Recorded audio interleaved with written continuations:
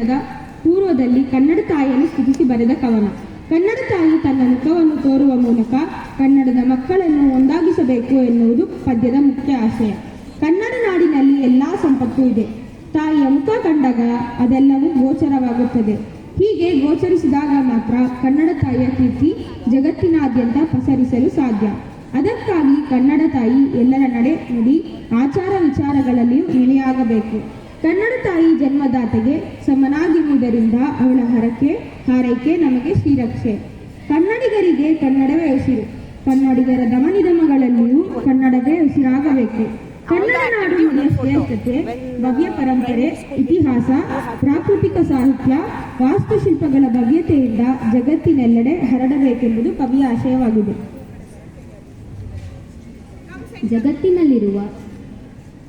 ಜಗತ್ತಿನಲ್ಲಿರುವ ಎಲ್ಲ ಭಾಷೆಗಳಲ್ಲಿಯೂ ನಾಡು ನುಡಿಯ ಮೇಲಿನ ಅಭಿಮಾನವು ಆಯಾ ಭಾಷೆಯ ಸಾಹಿತ್ಯದ ಎಲ್ಲ ಪ್ರಕಾರಗಳಲ್ಲಿಯೂ ಅಭಿವ್ಯಕ್ತಗೊಂಡಿದೆ.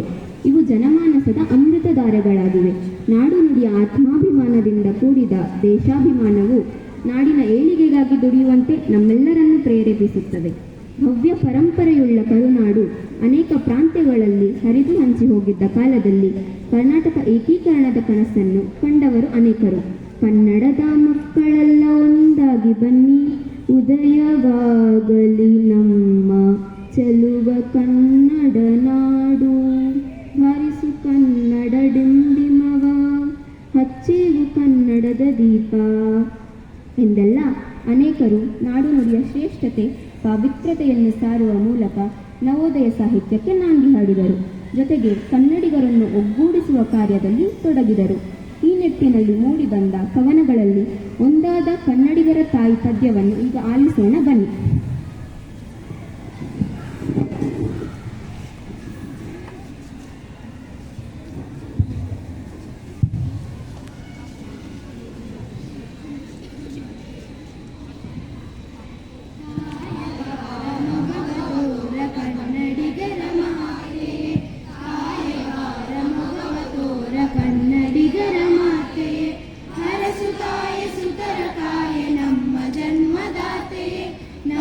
ಜನ್ಮದಾತೆ